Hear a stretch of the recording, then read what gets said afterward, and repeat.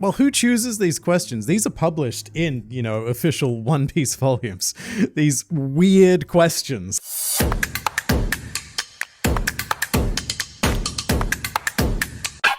All right, welcome back to Blue Banana Anime One Piece podcast featuring Manu, Sophie, and Liam. Say hi, Manu, Sophie, and Liam. Hi, Manu, Sophie, and Liam. I haven't seen you guys in what feels like and is a week. What have you guys been up to? Honestly, I still need to get over that because usually we do these in 2 months intervals. We go on a hiatus and then come back. No. This is the reliable weekly podcast. Don't jinx it, guys.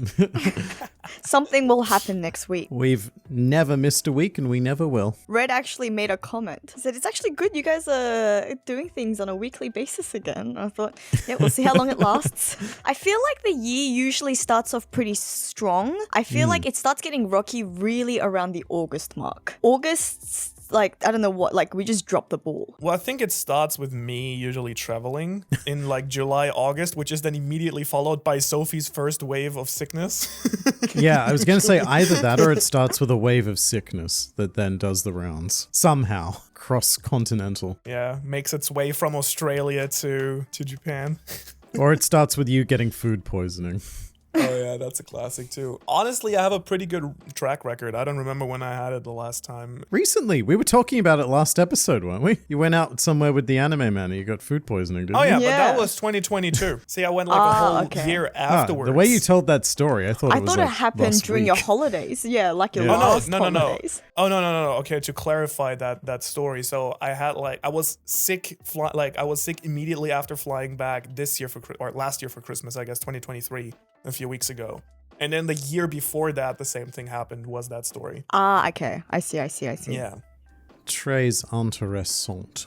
That's a very good story. Yeah, Liam has been also popping a lot of nice little French quotes in the Twitter chat as well. X-chat, sorry. I can't help myself. Because I talk to a lot of people close to my life in French now because my wife speaks a bit of French. So it's just fun to use my terrible A1 skills. Liam is I don't even know how to speak English anymore. Je ne sais pas parler l'anglais. How do you say in anglais? I learnt the French word for whore today. I don't know why. It was a courtesy of Twitter. Yeah. Yeah, I was going to say. I didn't know that. It's an important word because when you're actually around real French people, they use that in a 2-minute interval basis. Yeah. It's putain, and then what's the other one? Y'a quoi? Which means what the fuck? What do you want? They were using it because, what's the name of Starlight's actress in The Boys? I forget her name. Oh, I know who you're talking about. And she's recently had plastic surgery. Yeah. And I just got this influx of French tweets calling her a whore. Yeah. Oh, wow. Very intense. Horrible. Okay. Yeah. I was I'm seeing this word a lot. I should look it up and add it to my vocabulary. I probably won't use that in the next exam. Not in the next exam, but it's a real world. Yeah. No, add it to the lexicon. I won't be forgetting it now. It's in my flashcards. I remember that's one of the first things my teacher taught me because it's poutine should not be confused with putain. No. No. It's gonna be come up in your flashcards. It's the cow is standing on the meadow. The strawberry is red. The actress of Starlight is a real whore. One of these is not like the others. The plastic surgery was a bit demoralizing, though. I did not see that. No, it was very jarring. Yeah, it is very jarring. It's not one of the good surgeries. Oh, Erin Moriarty. Her 20s, there we go. Erin Moriarty. Quite. Yeah, same as Sherlock. Oh, 29. That's not super. She's pretty young. That's pretty young. pretty young. Also, I have to say it's pretty young. She immediately aged herself up from 29 to 65 or something. I agree with you. I think that the face she has right now is the same face I expect to see of a 40, 50-year-old, aging trying to be a 20-year-old. Yeah. She's hit that point far too early in her career. I think it's a trend though, isn't it? It's something called the buccal fat removal or something like that. I've seen a series of Hollywood stars getting it. No, but she used Botox, no? That too, but I think it's, how the cheeks concave? Yeah, I think it's like it's something called buccal. I don't know how to pronounce it, but it's like buccal fat removal. Buccal? It's like double C. So Like, Dude, the memes are fucking brutal. What the fuck? they are. And I do feel kind of bad about it, but also it's a shame that we live in a society where that is a thing that... But also Hermione sad that just like, sent me because a she meme. it's was sad both ways. Whatever way you look at it, it's sad. Yeah. I mean, to be fair, like she was so Christmas attractive tree. like before that already. So like, kind of sad that she felt that she needed to like change something about herself. But I guess if you're like in that She type was of industry, stunning. yeah. But then I guess you still like you're famous and like famous as she is like as an actress, and then you get like a lot of comments like, "Oh man, yeah, you cute, but a little But bit now fat she or looks like something." everyone else. She doesn't have like a unique face anymore. It's just the same face Yeah. that everyone else eventually conforms to. Also, I wonder like because the boys aren't really it's not done right, is it? This series. I was about to Surely say, they would have to address it on the show. Do they? I mean, with all of a sudden you get to like a new season and Starlight's had this, surgery. Surely. Like, what are they gonna say? Oh wow, you must have had a pretty bad accident. Like, No, not like that, but sort of like make a commentary on it because that's what The Boys is. It's like, I see corporation got you to get the surgery, huh? I guess it depends on how cool she is about it. I mean, I don't know if the character has much of a choice once the actor's done it. No, they're really not. What I mean is whether the actor will be okay with them making a joke at her expense.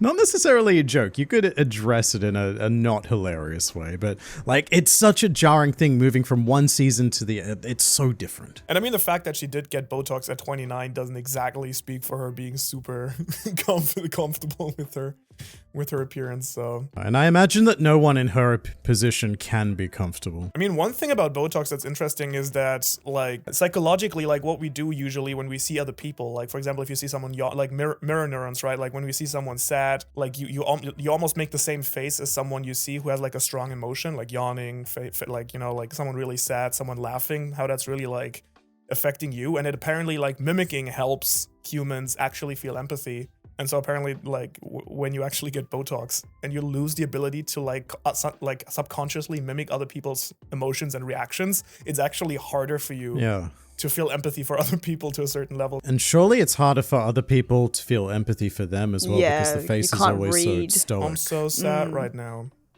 and frozen. Well, speaking of stoic and frozen, I would actually describe a lot of characters cold, in isn't this it? anime that I've been watching as quite stoic.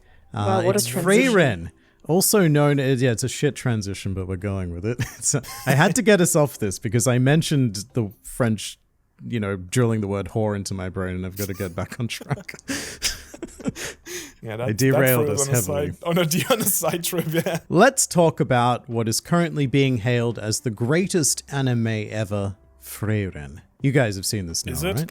I have. I did not know that it was being hailed as Did the not hear that greatest either. anime. I don't know if it's still in that position, but it very briefly took over Full Metal Alchemist Brotherhood on my anime list as the number Really? one anime. Really? Wow. Interesting, because for me, like, Frieren has been like my experience has been very positive, but it's like been more a little bit like Spy Family, where it's like something I watch, have a good time, episodically. I agree. But like, Yeah. it was never like, oh my god, this is the revolutionizes fucking everything. Yeah. No, and that's why I'm so surprised at the online reaction to it, because people are taking to it pretty seriously, like it is the greatest thing to have ever come out. And I love it. I genuinely love it. I think it's a lovely, peaceful, sometimes fun series. Do I people don't say understand why? like the mega hype behind it. No. I think it might just be because it's not like literally anything else that we have at the moment. Yeah, I mean, another anime where all the names are German, I guess. I'm not sure if I mentioned this Cultural only to appropriation. you. Like, did I mention this on like while we were recording, or did I mention this to you like after the fact that like Frieren in German actually means like being cold. Right? Yeah. But like it's not like in English where it like has both meanings of being cold and like being cold weather-wise. In German, it's literally just a temperature thing. So it's not an emotional thing. So it's just like a classic case of like foreigners taking a word and like, I don't know, getting like rat tattooed accidentally. It's a classic thing of Google translating something, I'm pretty sure. Okay. So, look, at least the Japanese are trying. They haven't even touched Australian culture yet. I'm still waiting for the day that we get some representation. Reincarnated as a bogan in another world. Reincarnated as a bogan in Bankstown. Yeah. It would be like so divorced from the average Australian experience. It would be like the most minuscule like percentage of actual Australians in Australia, but then it would be the representation of all of us. It's like, is it let's wrong have a to VB. pick up girls in your undies? Is it wrong to pick up girls at the pub? Sophie, you're a good storyteller. You should go get writing some of those Australian isekais. I'll watch those.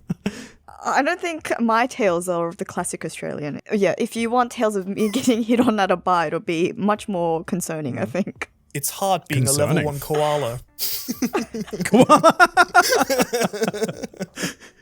Reincarnated as a koala at Taronga Zoo. I maxed out all my stats as a kangaroo. I don't know. I'm kind of down with this. We could have a Spider-Man Aussie version. Yes. There is Yeah. already a spider isekai though. But there's no Australian Is it Spider-Man. an Australian That's true. spider? It's not an Australian spider. They had a Outrageous. Into the Spider-Verse with all the different Spider-Men, and they didn't have They an never do Australian an spider. Australian. We get forgotten about because we're all the way on the other side of the world. on the not relevant hemisphere. I think so. I think we're a joke. I think we're the butt of all I jokes. think we are a joke, yes. Anyways, back to Freerin, I guess. Yes, Freeran. Sophie, Freeran. you're a good storyteller. Tell me what Freeren's about. Free Ren is a classic adventure tale about an elven mage who is, I don't know how old she is. She's like millennia. She's like over 1,000. Yeah, over at 1,000 least. years old, because elves in this world live a very, very long life. I'm a bit unsure on this fact. I'm a bit unsure on this fact. Do they never die? They just live for a long time, right? They're not immortal.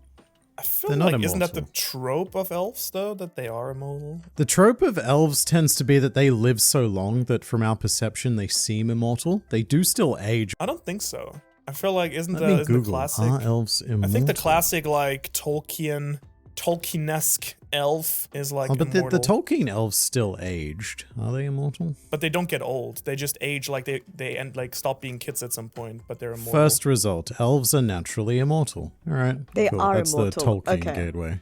But I don't know about the Freeren.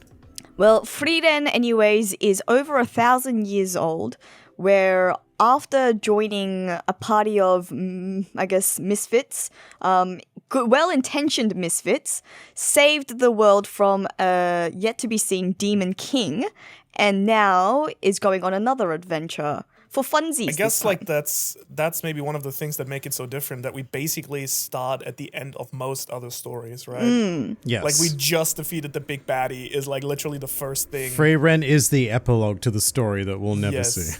That we'll never see. Well, no, we are seeing. We're just seeing it as Not way in of its entirety, flashbacks. yeah. We're just seeing it as like, in bits and pieces. I wonder if it's so popular because it like the main theme of the anime obviously is kind of dealing with feeling isolated, feeling alone. And I guess in Freeren's case, that's because she is so old and time, like for her, time passes in like such different batches where she like goes on a stroll for like 50 years and 50 comes back. years. Yeah, like whenever she tries to, like it's kind of implied, I think, that whenever she tries to like form relationships, they die so fast, like for what her is like barely any time at all, that she at some point grew cold. Well, that was the problem with the first party of heroes with Himmel. She went on a journey with them for a whole decade. But to her, that was like 1/100th of her life she'd experienced so far. And to her, she didn't really have long enough to get attached to them, this party of people that she traveled with for 10 years. And then I guess this series is kind of about her learning to respect other people's time and also acknowledging just how time affects an assortment of different races. and her regret in not taking that, from what was her perspective, a tiny bit of time to get to know her companions a bit better, and doing that better with this next group. And I think, like, as part of that, it's really just about human relationships in general, right? Because you've got lots of different types of relationships. You've got, like, the classic sensei and student, and you explore that through, like, various characters. You've got, like, a budding, romantic relationship between these two, I guess, the younger That's folk another of the new reason why group. Freyren is quite popular, I think. There's a lot of ships happening at the moment. Yeah, of course. And I mean, there is obviously like the occasional like sexualized gag in it that Yeah. Very I was occasional. actually I'm surprised thinking at how about few this. there are. that's true. I am as well, but I was also they're still wondering. Yes, I was wondering. Do you think it's possible for a Japanese series to exist not without having any sexual gags whatsoever? Do you think it could be done? It's a good question. I think it can be done in those shows that like just go all the way there. Like when you look at like Mushoku Tensei or something where it's just like explicitly then shown. I feel like they maybe go like a little bit light, but even there you have them, I guess. So maybe not. But really, the only thing I can remember so far with Freyren is like the cheeky potion that dissolves clothing. And having that used on Freyren. And I mean, I guess you have the like people like what I've seen online going like a little bit too nuts about her being stuck in the treasure chests. Oh God! Stuck in What the are you washing doing machine. there, Step Yeah, Elf? oh, What are you no. doing, Step Freyren? Step Mage? No. Do you need help? Oh gosh! Wait a second. Oh god. I mean, I think what's really interesting is like that kind of trope of elves being immortal, and that usually being something that in like fantasy is usually portrayed as something envious, where like, oh, humans only, you know, get to live these short lives while like elves have so much time to do all the things they want to do and so on and so forth. And this anime kind of like looking at the kind of like flip And side what of do they that. do in all of that time they get?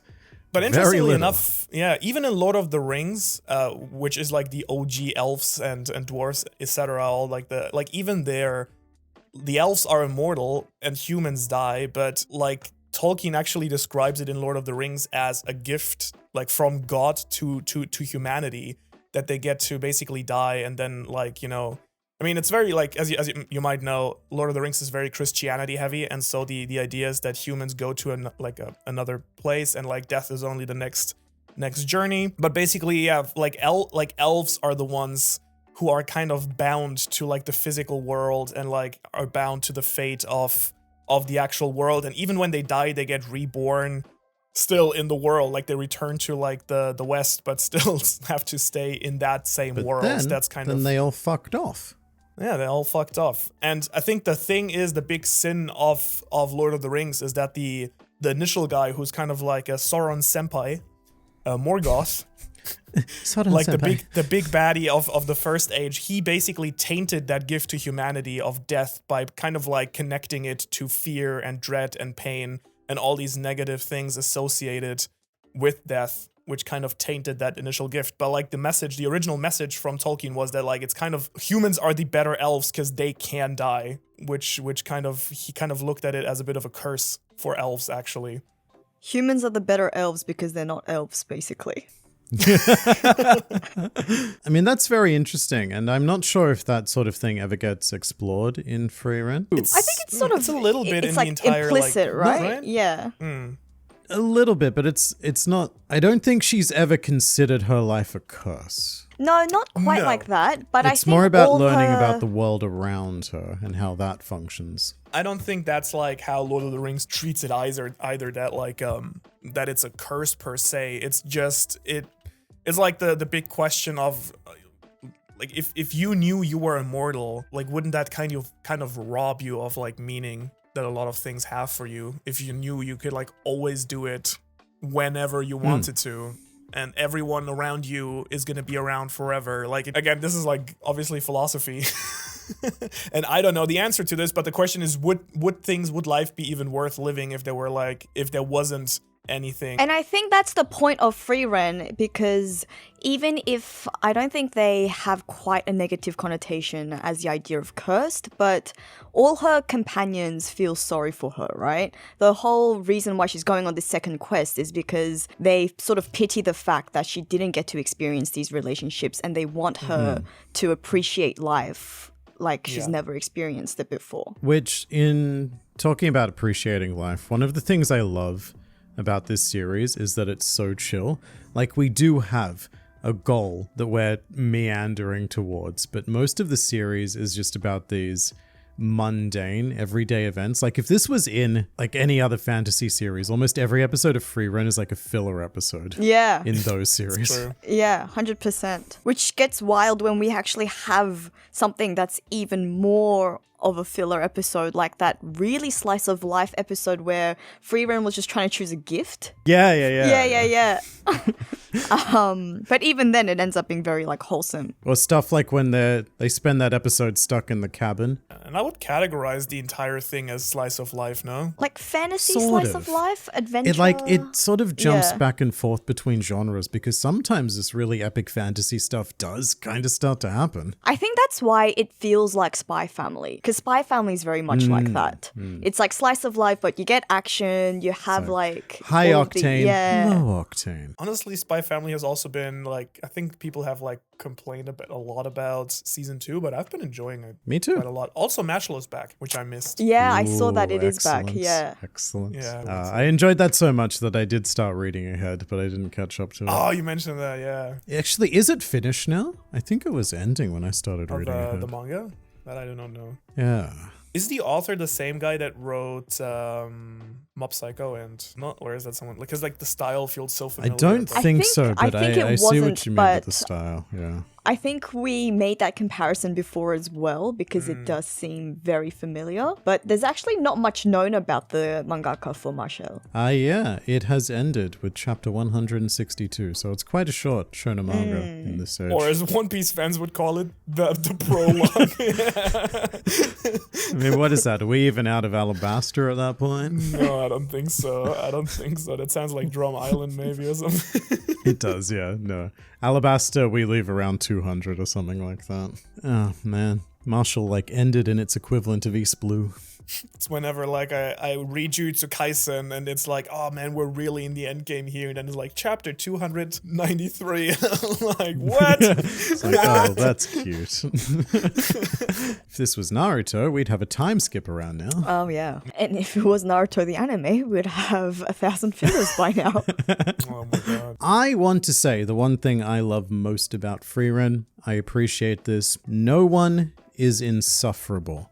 There is no character in this show who has what I call the Zenitsu effect of being too annoying or too loud or having a weird sex kink with your sister. There's no one like that in this show. Everyone's just mostly normal people. And even when you encounter characters who sort of seem like classic tropes at first, they mellow out pretty quickly. That sort of thing's probably not for everyone because it's a very like subdued show as a result. But as someone who watches like Frieren to sort of like as a chaser for more dramatic shows, and I need something to calm me down, I really appreciate that. I actually binged it because, well, I started watching it last week and I only had a week to watch 18 episodes. 18 episodes now. Yeah, and I actually found it quite enjoyable even binging it. Usually with shows like that, I do prefer just taking things like, slow because it's pretty non-dramatic, right? There's no real climax at any point. But this one was just like, oh yeah, like it's a easy enough watch. The first like 4 episodes, I was a bit like, wow, what is going on here? Like this is really slow. But I once get you that. sort of get into it, it was like Yeah. very Yeah, enjoyable. once you start vibing with it, I think you're just happy to go along for the adventure. Yeah. Have either of you also checked out the Pokemon Concierge thing on Netflix? Yes, No. I've watched the first 2 episodes with my wife, and I'm not allowed to watch the other ones yet because Chantel's currently overseas and coming back tomorrow. Yeah, that They're was really like a good. similar vibe, right? Okay. Like also very laid back, Yeah, kind of like you yeah, can relax. Yeah. I mean, the main character of that is a bit more like hectic and high strung, and it's sort of like her learning how to relax. But yeah. Exactly, because that's her character arc, right? She comes from like being like, she arrives there and has like the PowerPoint presentation ready and everything. Yeah. Yeah. But I like the style a lot, like the stop motion kind of like, fluffy too. Pokemon aesthetic. It's pretty It cute. works surprisingly well. Highly recommended Pokemon Concierge. I don't know if it's because I'm not into Pokemon outside, but like this has flown over my head. Like I didn't even hear about this. It's on Netflix at the moment. I only saw it on Netflix, so I don't know if they actually made like big marketing for it. But like, haven't seen anything on Twitter, like anything outside on any social media. I didn't see it anywhere. I really just saw it on Netflix. Yeah, it's crazy. Yeah, but you know what? Manu decided to be a clown, and we're opening I'm sure Manu was the clown in this situation. He was the one who clapped before I said this. So I was just like, all right. Because you were pulling a free run there and you decided to wait 50 years before you froze on us. I didn't. I was watching Manu's hands because they were getting closer and closer, and I didn't want to like a you were like clap. 3, that would be outrageous. 2. All right. Speaking of MILF adventurers, which we were doing during the break, there's one thing I feel very conflicted on in Freerun, and that is the priest character, Sane, I think his name is. Is he though? Is he sane? Yeah, but sort of. I mean, you can't blame a man for enjoying a mature woman, Manu. But he's very interesting because we go to a lot of trouble to sort of acquire Sane into the group. We like stay in his town for God knows how long and badger him for, like days and weeks on end. Eventually he joins the party, I suppose. We're talking about adventurers. And then, like 2 or 3 episodes later, he leaves? Yeah. With a very, very... interesting reason. But also a very, I guess, unclimactic bye. Like, it's like... Yeah, very anticlimactic all around. Like, okay, it's very true. See ya. It's just like, all right, like, see so ya, I heard a guys. tip that my friend's over there. Yeah. Bye. And I'm in two minds about this. Because on the one hand, I am deeply, deeply unsatisfied that we spent so much time with him for it to just end like that. Like, I guess I haven't read the manga. I don't know if I ever will. My assumption is that he comes back into the party after accomplishing some sort of goal or having some sort of realization, or they just cross paths again on their journey. But as of right now, I don't know. I feel a bit blue balls that we spent so much time with him. We built him up to such an extent. We even got to the point where, like, it was made clear that our party, they cannot progress without a talented priest. They couldn't even get out of the town without getting cursed. Like, they need this guy. Then we just sort of let him go and everything's fine. And it feels like we didn't really need to go through that.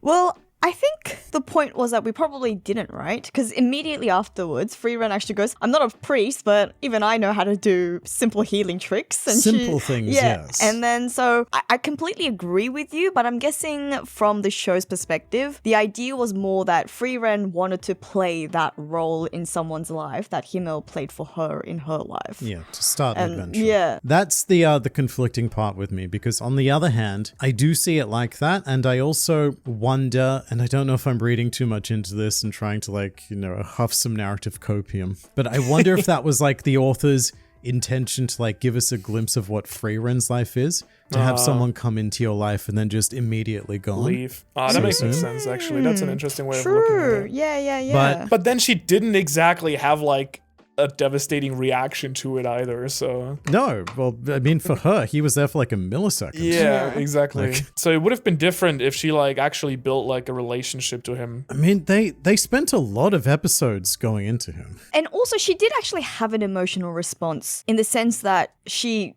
quite said, like, I dislike him. And whether it's positive or negative, that's a pretty strong emotional response to have. But, you know, everyone knew that he was like the right person for the party. Yeah. And he was fitting in really well until he got a tip about his friend who was over there. Yeah. Like, the cynical side of me says that it was a decision that maybe the author regretted after, you know, a few chapters of having him in the picture, and was just like, oh, I don't know if this is exactly the sort of dynamic I want. Go away. Like, it feels very abrupt, and I think if it was any other series, if it was a more standard fantasy, I would say that this was a grave mistake and probably like a huge error on the author's part. But with Freerun, I'm kind of not sure what to think about it. Like, it fits-ish. Is Freerun based on an anime, on a manga, or on a novel? Manga, I think it is a manga. I believe. I would assume that, like, it's one or the other. Like as you said, Liam, either he's gonna come back in some way or form. Maybe like you know how like it's kind of the Jinbei thing or Yamato thing for One Piece, where it's like, oh yeah, that character is gonna join, but like he would be maybe like now's not the right timing because he's gonna like throw things off balance that I've planned for like the upcoming arcs. So No, it's more like, no, here's what happens though. Let's say that Yamato joins the crew. We get to Egghead Island, and then once we embark, Yamato's like, oh, there's a thing I want to do over there. Yeah. Bye, guys. Bye. Yeah. But I mean, isn't that kind of what happened with Jinbei, where he's like, "Oh, I'm gonna join Jinbei, join my crew." Yes, but I gotta like do that mission. thing. And he did come back. Yeah, way later. It probably took him more chapters than Freyren has run for in its entire... Like, I just had, like, the worst flashback where I remember where, like, finally, after Punk Hazard and Dressrosa, which felt like forever, like, finally Jinbei was back in Whole Cake Island, only to fucking leave again. I was like, fuck me. What? I was making chapter reviews then. It was a controversial time for Shark fans. That had me furious. But we got such a good meme out of it. Yes, we have. But I will Luffy- say, for my taste, we've gotten we've gotten one crew member in the entire new world, which is... Well, speaking of Jinbei memes, I saw a great one the other day because we recently had that episode of Egghead Island where everyone gets wet and we see the 12-year-old girl topless, but God. also we see Jinbei pretty much naked. And I saw a great meme saying that finally we got to see the all blue. Fair enough. I thought that was going to be like some sort of whale shark joke or something. Nah, blue joke. You wanna get some egghead? I'll show you my whale shark. Is that your Jinbei impression? No. I don't know who that was. Maybe like Why a is he really mean Australian? Oda impression. I don't know. It's my English Oda. Yeah, I will say like the levels of fan service in those first like 1 or 2 episodes of Egghead Island have been quite insane. But uncomfortably so in the case of Bonnie. As a manga reader, yeah. Because I think when we first got that in the manga, the idea was kind of like, oh, yeah, she's like that, young pirate, like maybe like in her 20s, and she's like super like, I don't give a shit, kind of, which I guess, as a guy can be very attractive, or as a girl, not judging. But yeah, in retrospect, it was kind of like, maybe not weird, but like unnecessary throwing that scene in there. I think it was especially unnecessary the way Toei did it. Because So Toei did long. what Toei does. It lingered on it for so long, but So also long.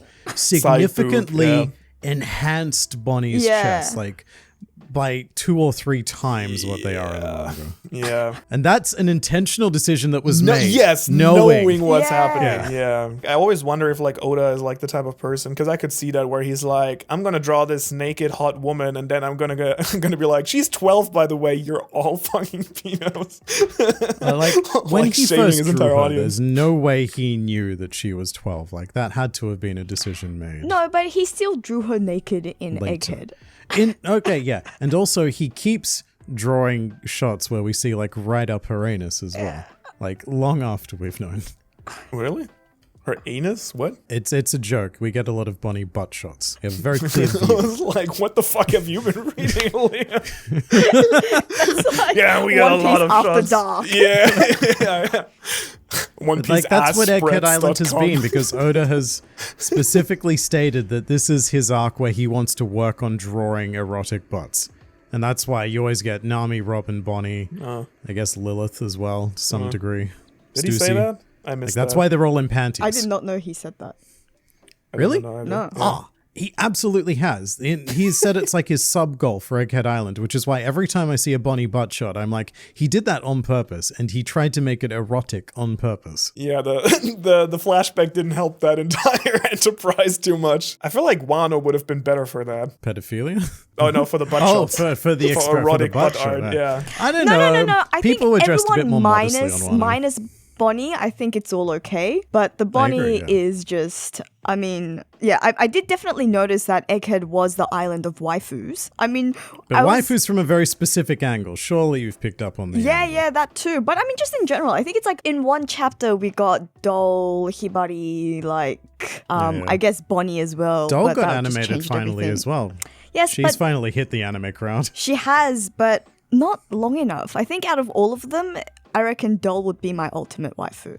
Really? In One Piece. Not, or at least in the Egghead arc, yeah. Oh, all right. So you like them tall and rough. Well, I think she's got a very spunky look. Spunky look. I mean, hey, absolutely no judgment here. Doll definitely has something going on. Yeah. Oh, God. And she's a vice admiral. We don't see many youthful female vice admirals. You just know that when we get to Elbaf, Oda is not going to be able to help himself and draw like a giant. Giant. Yeah. Giant like butts. Shirahoshi Giant style. boobs. Yeah, Yeah. he's like, Egghead was only my warm-up so I could finally fulfill my true vision of Elbaf. And draw ironically pleasing As giant One Piece butts. fans, I think we all just need to admit that Oda is a pervert and Yes.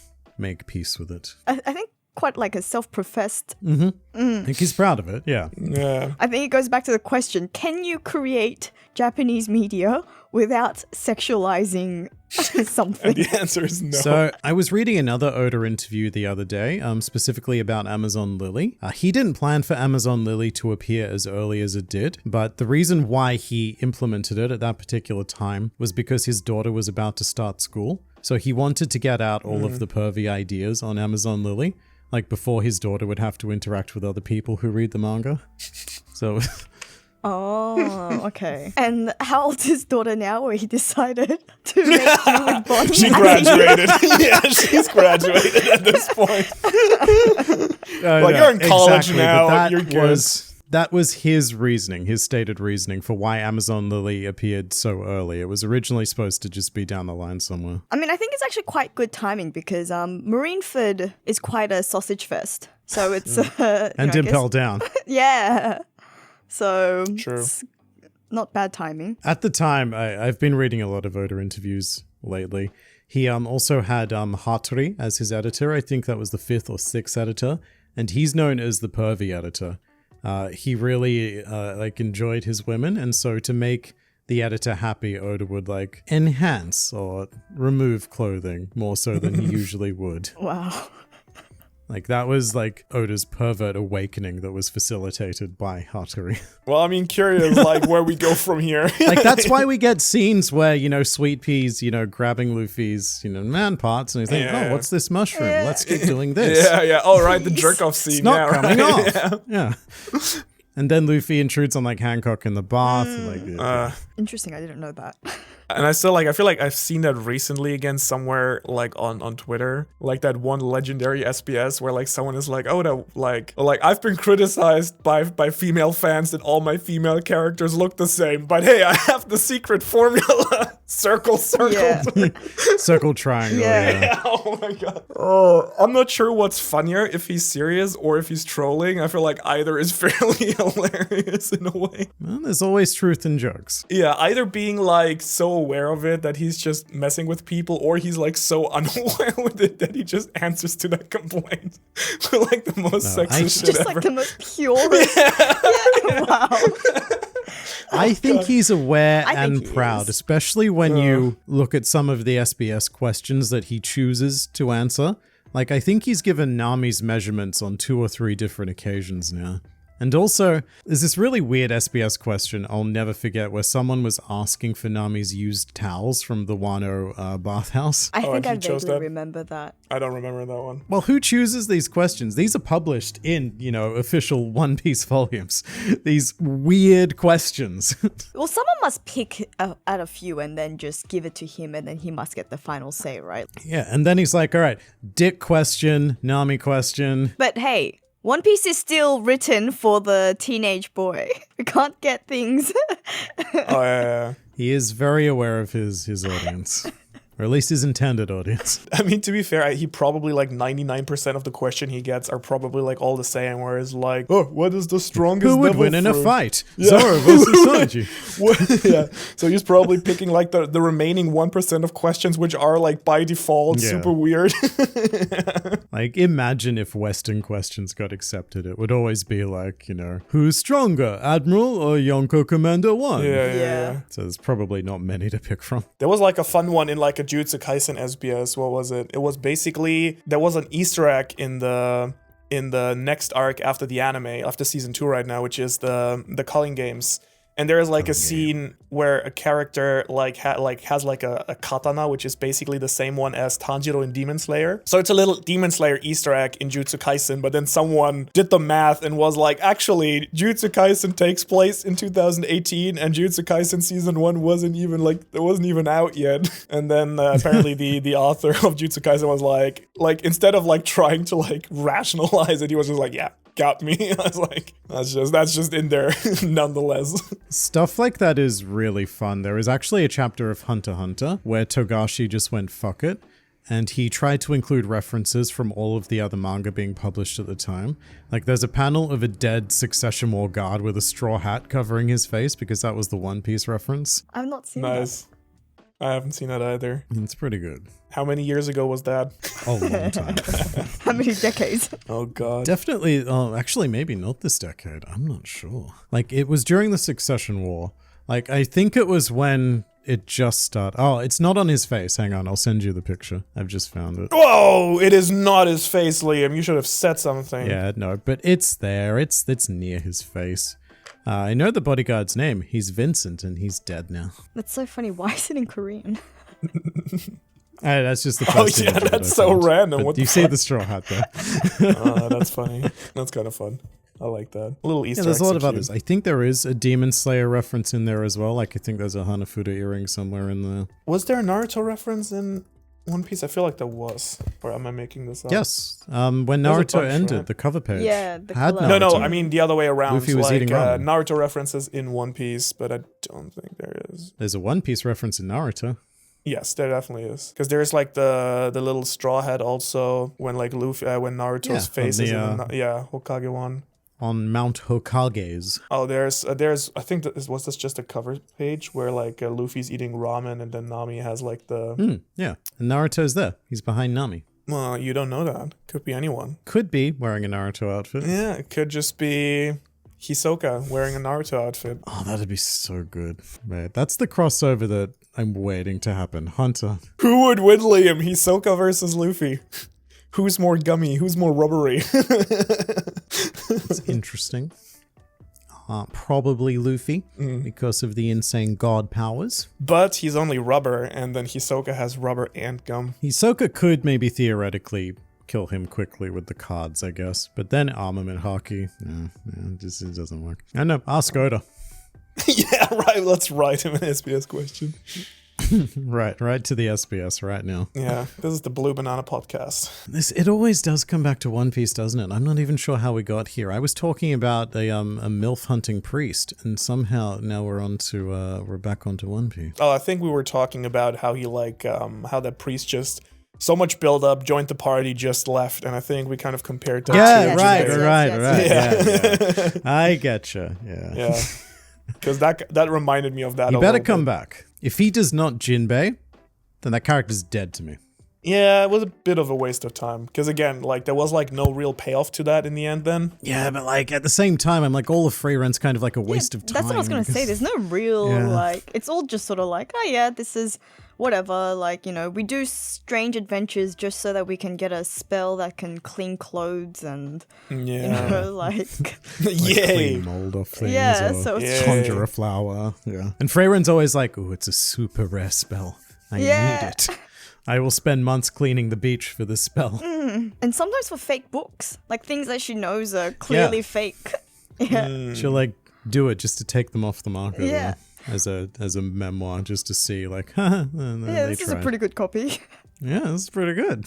I mean, I guess that goes back to Manu's immortality discussion.